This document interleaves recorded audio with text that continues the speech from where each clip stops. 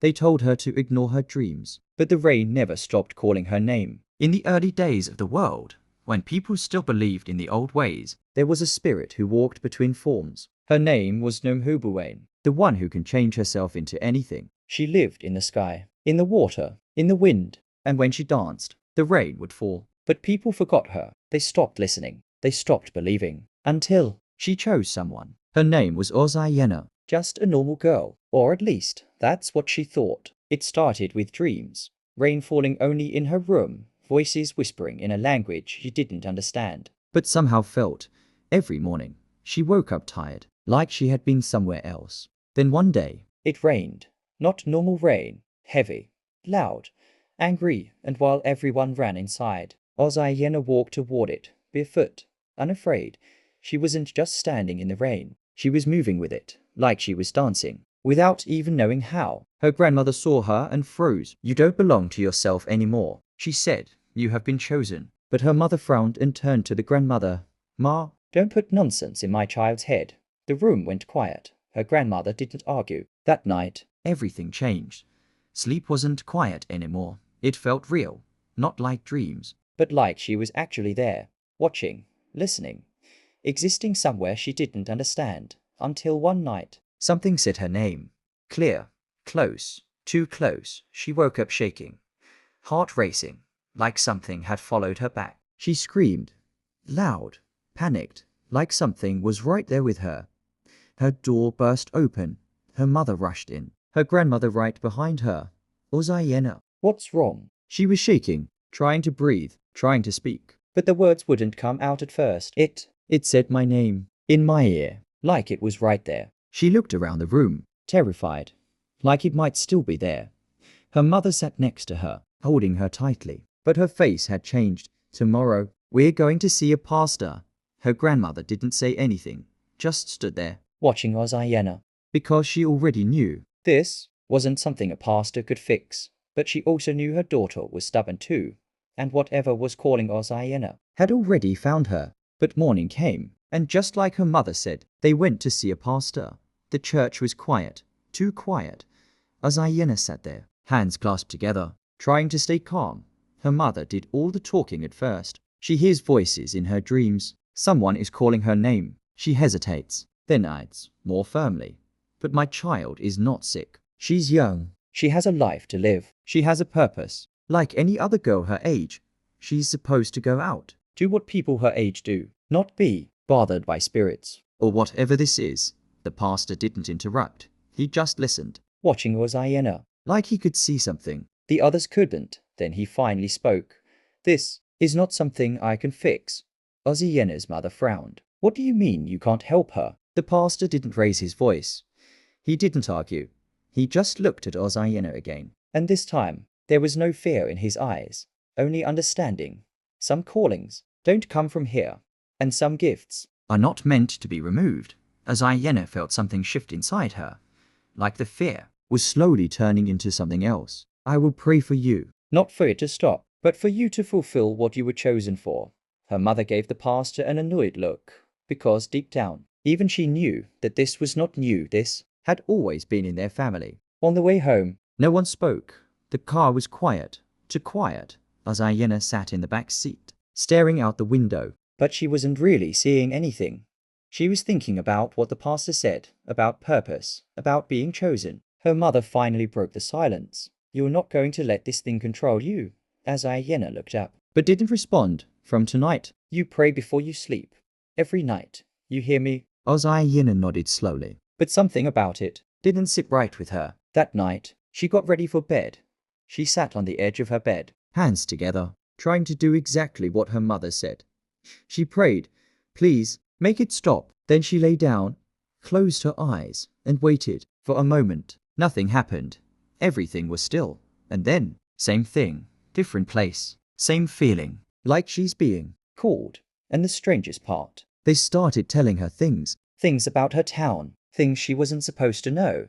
The world outside was changing too. At first, no one noticed.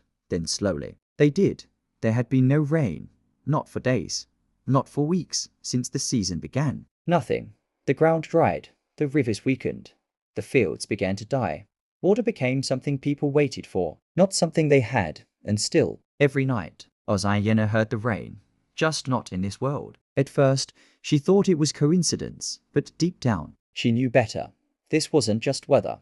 Something was wrong, and somehow, it was connected to her. Later that night, Ozayena couldn't sleep. The house was too quiet. It felt heavy. She got up slowly and walked down the hallway. As she passed her mother's room, she heard voices. Her mother and her grandmother. They were talking softly, but urgently. Ozayena stopped, listening. If the rain doesn't come soon, we're going to have a problem. There was a pause. Her grandmother didn't respond immediately, then she spoke. Slowly. It won't just be a problem. There won't be enough to survive. Ozyena's breath caught. She moved closer to the door, carefully, listening harder now. People don't understand how serious it is. This town has never depended on the government. We've always survived on our own land, our own rain.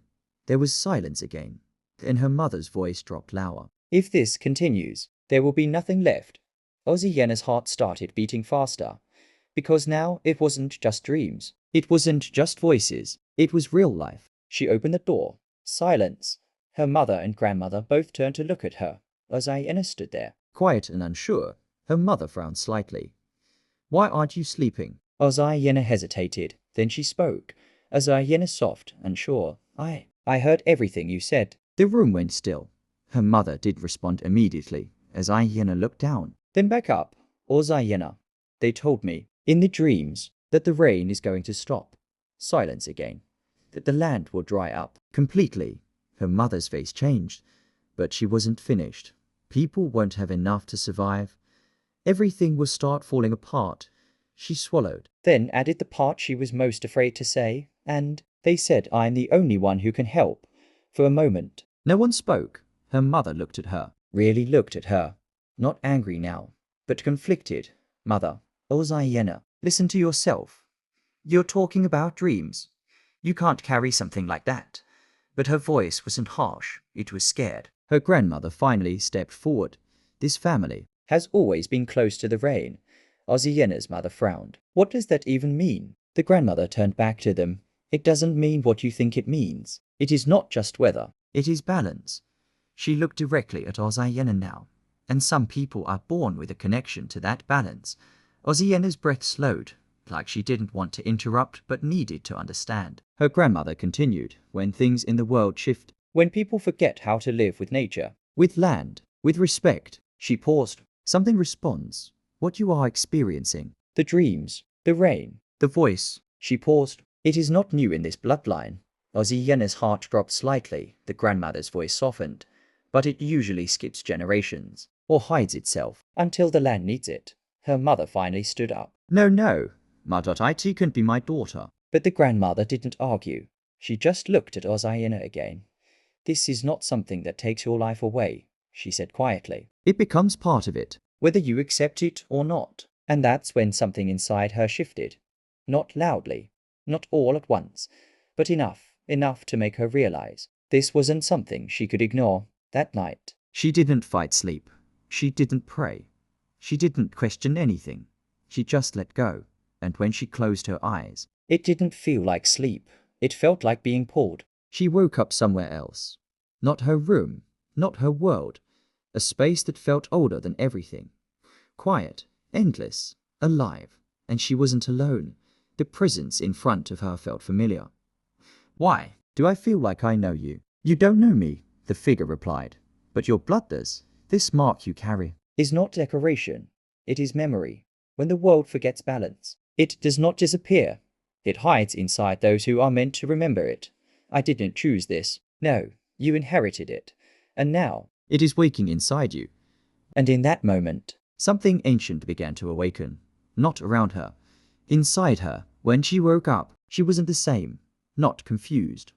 Not afraid. Just aware. Like something in her had remembered what she had always been.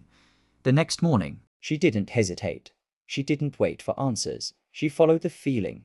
The walk to the river was quiet, not empty, just still, like the world was holding its breath. When she got there, she didn't know what to do. There were no instructions, no voice guiding her, just presence. So she sat, closed her eyes, and listened. At first, nothing. Then, something shifted. Not loudly, not visibly, but enough for her to feel it. For the first time, the world responded to her. She didn't run. She didn't question it. She stayed. And for the first time, she understood. Some things aren't meant to be explained. Some things aren't meant to be stopped. Some things are meant to be accepted. And as she stood there, facing herself in the mirror, she finally saw it. Not fear, not confusion. Meaning. A quiet smile formed on her face. Soft. Certain. Because now she understood something she didn't before. There's always a meaning to something. Subscribe, don't forget to.